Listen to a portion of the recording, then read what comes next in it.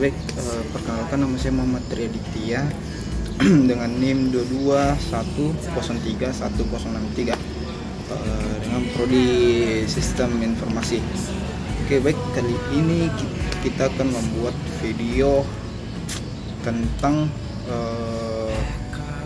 dengan mata kuliah pengantar teknologi informasi. Nah, membahas teknologi informasi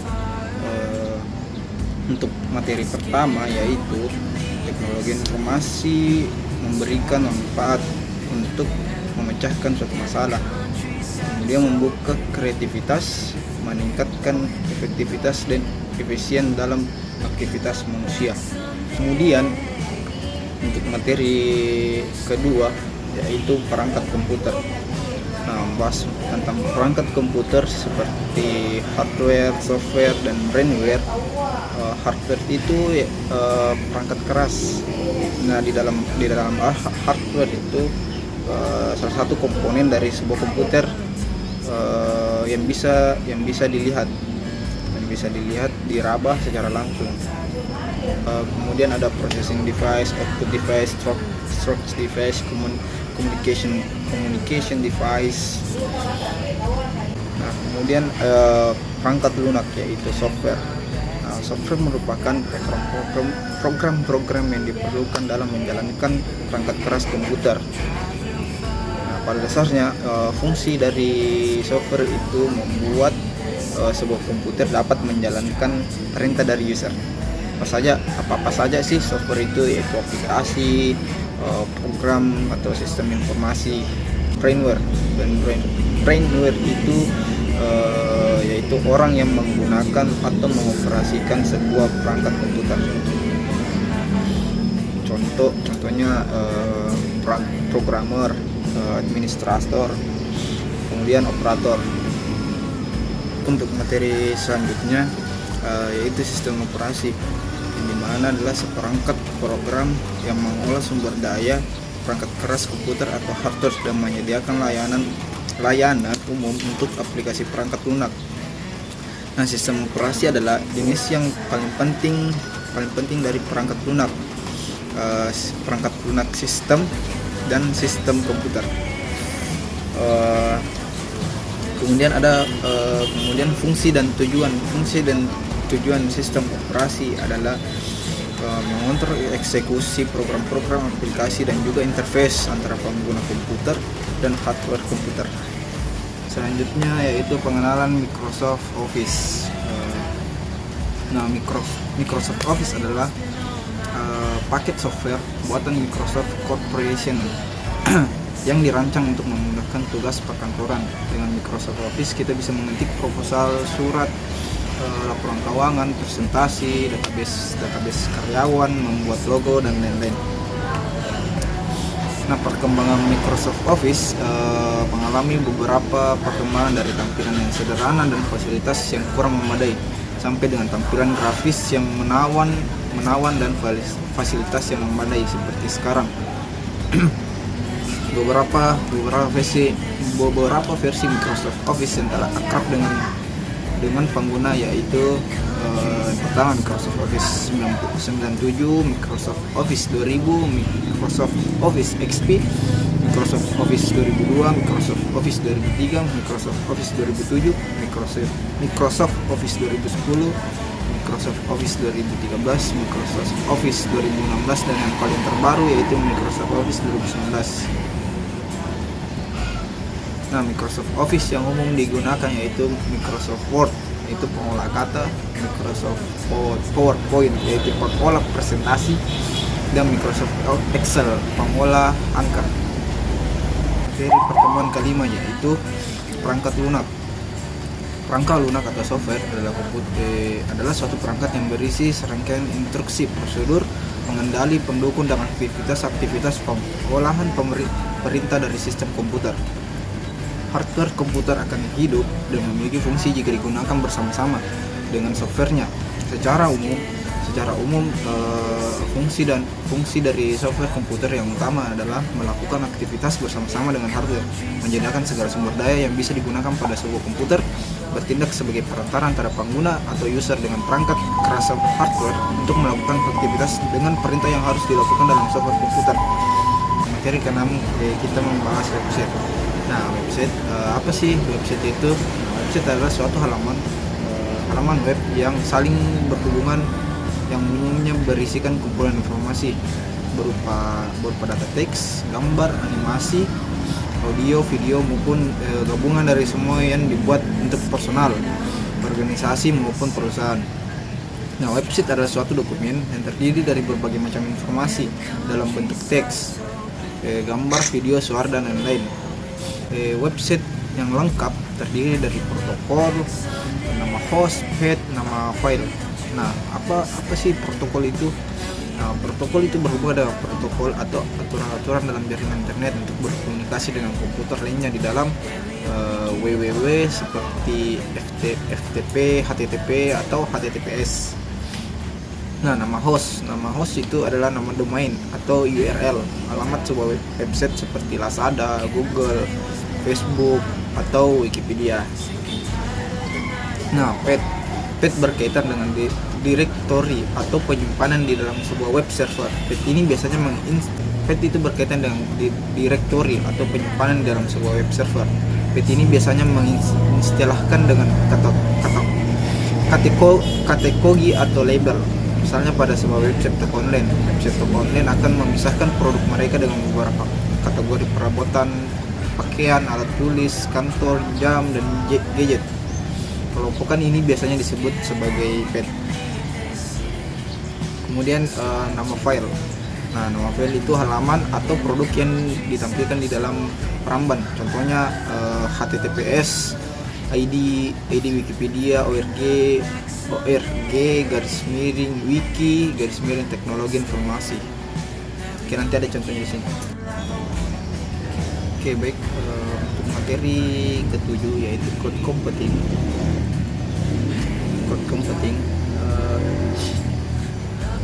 Oke, baik. Untuk materi ke-7 yaitu membahas tentang cloud computing. Nah, apa sih itu cloud computing? Nah, dinamakan cloud computing karena informasi yang diakses secara remote atau di awan atau ruang virtual. Perusahaan-perusahaan yang menyediakan layanan cloud memungkinkan para pengguna menyimpan file dan aplikasi dari server jarak jauh. Mereka dapat mengaksesnya selama koneksi internet. Ini berarti seorang pengguna tidak perlu berada di tempat tertentu untuk mendapatkan akses filenya. Nah, cloud computing akan menjadi teknologi masa depan pada bidang komputasi. Hal ini dikarenakan sistem dan mekanisme dari cloud computing di mana kita tidak perlu mengeluarkan investasi yang besar untuk membangun infrastruktur sumber daya teknologi informasi seperti software, processing power, storage dan yang lainnya.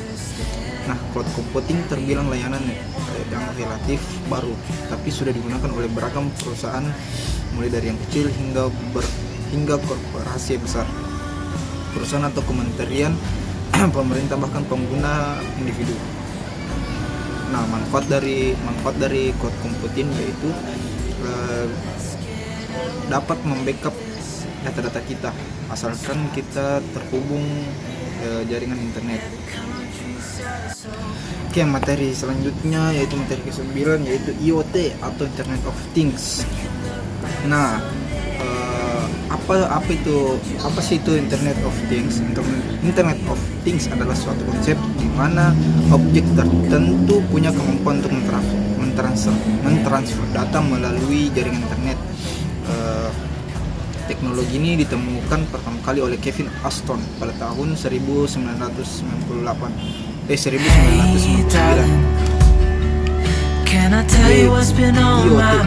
IoT ini terdiri atas dua bagian pertama, yaitu mengatur konektivitas dan things yang berarti objek atau perangkat. Nah, things memiliki kemampuan untuk mengumpulkan dan menyimpan, memproses data dan mengirimkannya ke internet. Nah, cara kerja yaitu memiliki 3 elemen utama, yaitu yang pertama perangkat koneksi ke jaringan internet, kemudian data center seperti aplikasi dan database, yang terakhir barang fisik yang dilengkapi modul DD atau gateway atau sensor. Artinya IoT adalah setiap benda yang terhubung dengan internet bisa diakses kapan saja dan di mana saja. Nah, salah satu contoh konsep internet yaitu ketika kita meningkatkan rumah dan berhubungan TV atau barang elektronik lainnya seperti AC, kita bisa mematikan dari jarak jauh dengan hanya mengirimkan pesan ke manfaat dari office ini yaitu kita yang kita lakukan lebih mudah, cepat dan efisien. Kita dapat mendeteksi pengguna di mana berada. Contoh sederhananya adalah kita tidak perlu mengecek makanan yang ada di dalam kulkas ada sensor modul IoT yang memberitahukan kita melalui SMS ke smartphone bahwa ada bahan makanan yang habis. Nah, ada pun kekurangan dari Internet of Things ini yaitu keamanan, yaitu menciptakan sistem secara konstan yang berkomunikasi dengan jaringan. Sistem ini melakukan sedikit program meski ada tindakan pengamanan. Ini membuat pengguna terpapar berbagai jenis serangan. Kemudian privasi, kecanggihan IoT menyediakan data pribadi yang potensial secara ekstrem tanpa partisipasi aktif pengguna. Kemudian kompleksitas, beberapa manusia rumit dan hard desain barang dan pemeliharaan mengingat pengguna beberapa teknologi dan seperangkat teknologi baru yang memungkinkan fleksibilitas. Banyak yang peduli dengan fleksibilitas sistem IoT agar mudah berintegrasi dengan yang lain. Mereka khawatir menemukan diri mereka dengan beberapa sistem yang bertentangan atau terkunci. Yang dapat disimpulkan bahwa Internet of Things memungkinkan suatu benda atau perangkat dapat saling berkomunikasi, mengontrol, membuka data atau terhubung ke perangkat lain dengan sensor dan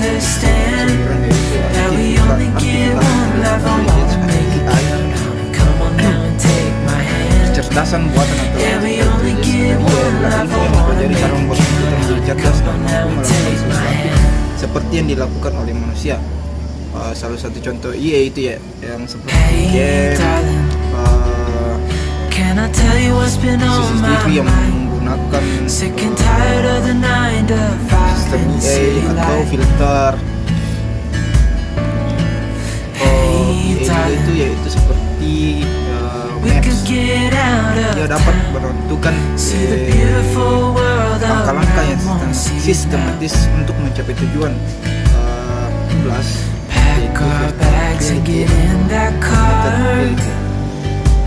Filter reality yaitu teknologi yang memungkinkan seseorang dapat melakukan simulasi dan menghadirkan visual dan sehingga menggunakannya akan membuat pengguna seolah hadir dan terlibat langsung dalam VR di alam dengan bisa melihat suatu dunia semua yang sebenarnya merupakan gambar hasil dari simulasi komputer.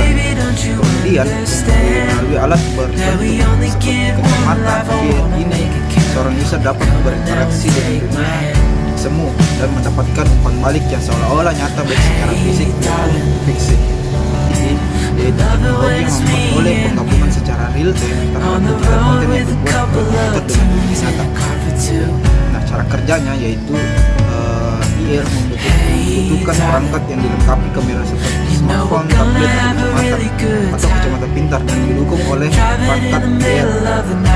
Saat pengguna mengarahkan perangkat ke objek, IR mengenalinya melalui teknologi visual sehingga pengguna melihat objek nyata dan digital. 12 itu internet berdasarkan perilaku atau internet of atau UB. Perpanjangan dari internet UB ini adalah perpanjangan dari internet of Things yang menyebabkan keduanya saling terkait satu sama lain. Singkat dengan UOB berarti internet berdasarkan perilaku. Internet of Behaviors adalah istilah yang mengacu pada proses di mana data yang dikendalikan pengguna dinalisis melalui perspektif psikologi perilaku, yang mana dengan hasil analisis tersebut menginformasikan pendekatan baru untuk merancang melakukan pengoptimalan. dalam teknologi dan informasi. Definisi dari teknologi IoT ini merupakan pengumpulan dan pemrosesan data berdasarkan perilaku pengguna, di mana data ini kemudian dihubungkan dengan aplikasi IoT sehingga pengguna hanya direkomendasikan berdasarkan pilihan atau mereka. Nah, pada tujuan dan fungsinya yaitu membahas bagaimana data lebih dipahami dan digunakan untuk membangun dan mengembangkan produk baru dari sudut pandang psikologi manusia.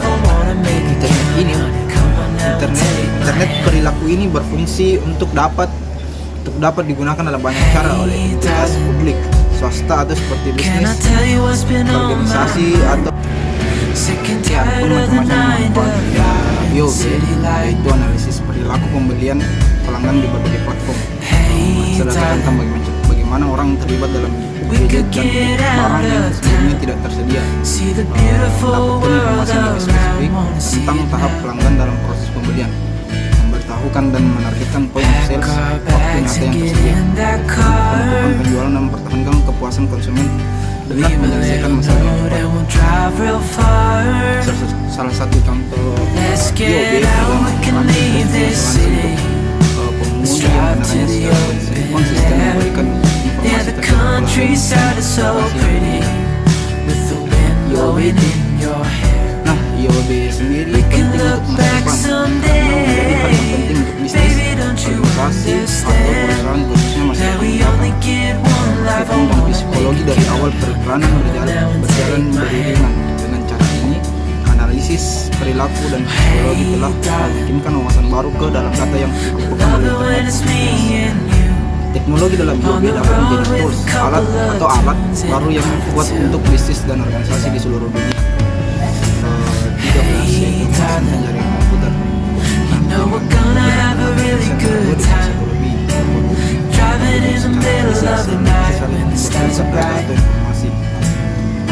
Nah, untuk zaman sekarang jaringan komputer sangat mengapa? Karena dapat melakukan sharing resource dan komunikasi dengan resource di sini.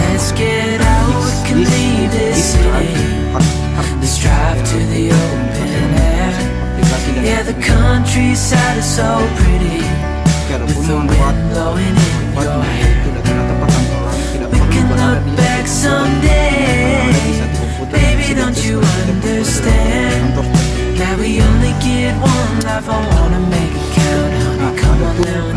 Klasifikasi jaringan yaitu local area network atau LAN dan metropolitan area network dan yang terakhir wide area network atau WAN.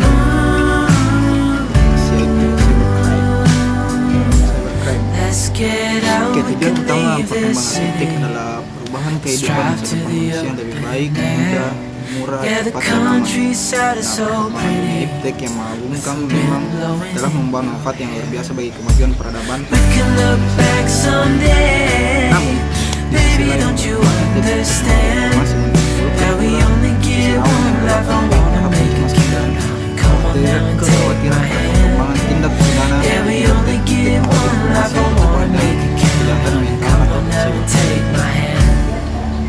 cybercrime adalah kejahatan dunia maya yang dilakukan individu atau sekelompok orang yang menyerang sistem komputer atau data-data yang ada dalam komputer.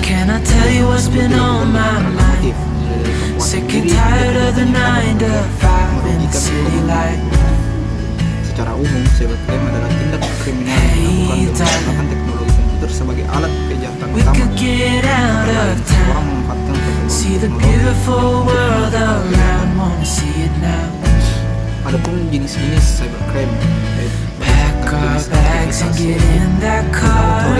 unauthorized access, illegal contents, cyber espionage, data forget, cyber stalking, penyebaran virus secara sengaja, hacking, hacking, hacker, dan hacker.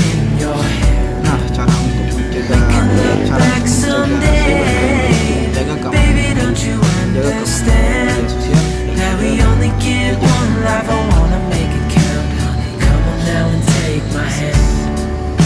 dan dapat disimpulkan bahwa teknologi dan kejahatan selalu terkait erat. Seiring dengan teknologi, maka bentuk perilaku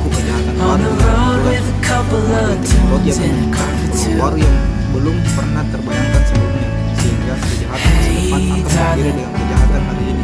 You know we're gonna have a really good time. Kejahatan menyentar atau Driving in the middle of the night when the stars are bright. bervariasi. Pack our bags and get in that car. Leave a little note and we'll drive real far. Karakter watak Let's get out, we can leave this city. Let's drive to the open air.